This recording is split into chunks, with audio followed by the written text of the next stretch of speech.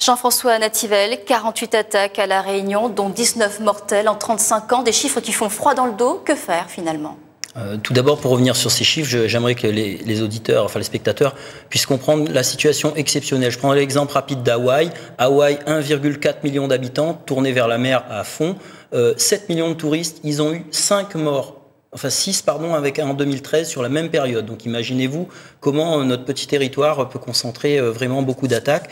Que faire ? Bien évidemment, on a constaté, si on fait l'historique des attaques de requins, on constate un changement de localisation à partir de 2011 avec des attaques graves qui touchent la zone balnéaire qui avait été épargnée pendant 50 ans. On constate aussi dans les années 80 une évolution sur la population de requins. Années 70, début des années 80, c'était des requins de récif qui essentiellement attaquaient en eau claire des chasseurs sous-marins. Et à partir de 88, avec un pêcheur à Saint-Louis, avec Bruno Giraud à Sainte-Suzanne, ça a commencé à être des attaques en eau turbide après des pluies dans des embouchures. Donc un nouveau type de requin, des requins bulldog. Et ces requins-là, j'ai eu l'occasion de me rendre au Brésil et je collabore là-bas avec des familles de victimes et aussi avec les défenseurs du nautisme. Ils appellent ça là-bas le fléau. Parce que eux, pareil, quand on prend ce pays, 92, ils n'avaient pas encore d'attaque avant 91, 92, et d'un coup ça a commencé, c'est le bulldog. Un changement de comportement chez les requins, est-ce que tout cela est dû finalement aux stations d'épuration qui sont pointées du doigt? On l'a vu un peu plus tôt. Alors, vous parlez d'un changement de comportement chez les requins. Je me permettrai pas d'utiliser ce terme. Les requins, on peut pas avoir trop d'anthropomorphisme. Ils sont ni méchants ni gentils. C'est un prédateur. Voilà. Donc. On parlait de turbidité. Non, mais la turbidité, elle est endémique à l'île de la Réunion. 750 ravines, la moitié des records mondiaux pluviométrie.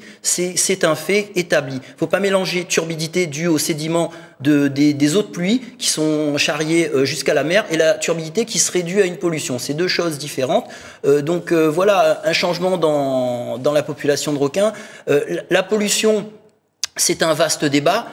Ici, on n'aura pas le temps de développer ce soir, mais il faut savoir que si vous allez à Maurice, par exemple, il n'y a pas de station d'épuration collective à Maurice. Souvent, on peut voir des eaux qui s'écoulent vers la mer. Ici, c'est pas le cas. On est en Europe, on a des normes. Il y a eu plus de 100 millions d'euros investis dans des stations d'épuration.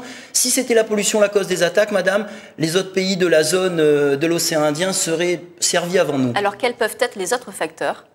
Alors, les facteurs, donc j'avais commencé à vous l'évoquer, c'est simplement un seuil. C'est-à-dire que à partir de 99, on a arrêté la pêche de ces prédateurs côtiers qui ont pu se réapproprier un petit peu toute cette zone à la faveur de la création d'une réserve marine aussi, qui a enlevé les activités qui étaient susceptibles de les repousser. Après, il y a la grande sensibilité envers le requin qui a fait que maintenant, tuer un requin, c'est devenu comme un crime. Je vous rappelle quand même que le 19 février 2011, il y a 4 ans, j'avais pêché un requin avec Monsieur Perry, qui maintenant pêche pour les programmes officiels, qu'on avait subi l'opprobre de la société, et on avait prévenu, on avait dit attention, si vous soutenez pas les pêcheurs, si on laisse ces requins se multiplier, ça risque de s'empirer. Maintenant, en 2015, on y est. Est-ce que finalement, la pêche sélective des requins peut être une solution, comme on l'a entendu un peu plus tôt ?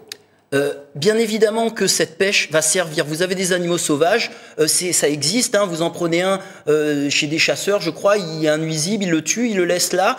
Les autres ne viennent plus. C'est une des façons.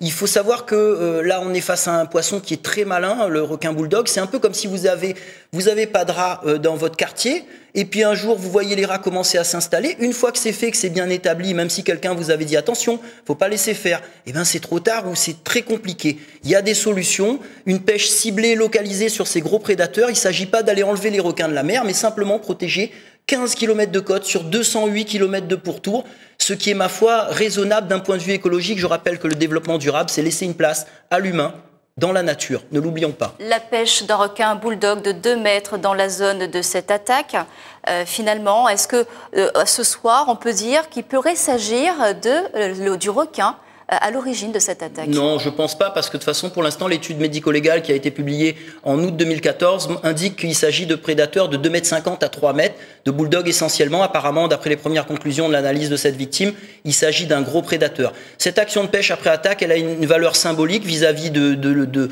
la famille, vis-à-vis de la société en elle-même, de montrer qu'on ne reste pas indifférent. Une satisfaction, moins de 48 heures après cette attaque? On ne parle pas de satisfaction, madame. C'est simplement la normalité. L'homme est un animal, et fait partie, oui, du monde animal, entre guillemets, et pour survivre, a dû se battre face à des prédateurs. On ne peut pas laisser au XXIe siècle, sous prétexte d'une montée de l'écologisme, laisser des gens se faire dévorer en disant amen et en tendant l'autre jambe si besoin, parce que certains, c'est ce qu'ils nous demandent. Non, il y a besoin d'une réponse donc symbolique, et aussi pour ces poissons qui comprennent que c'est pas parce qu'il y a eu une attaque dans le secteur, ils communiquent entre eux avec des signaux chimiques, des signaux électriques. S'ils voient qu'il y a un coin sympa ou quoi que ce soit où ils sont à l'aise, montrer tout de suite qu'il y a une pression derrière, ça ne peut que être une bonne chose. Et on verra ce que donnera cette pêche les prochains jours. Et c'est le mot de la fin. Merci Jean-François Natival d'avoir répondu aux questions d'Antenne Réunion. Merci à vous.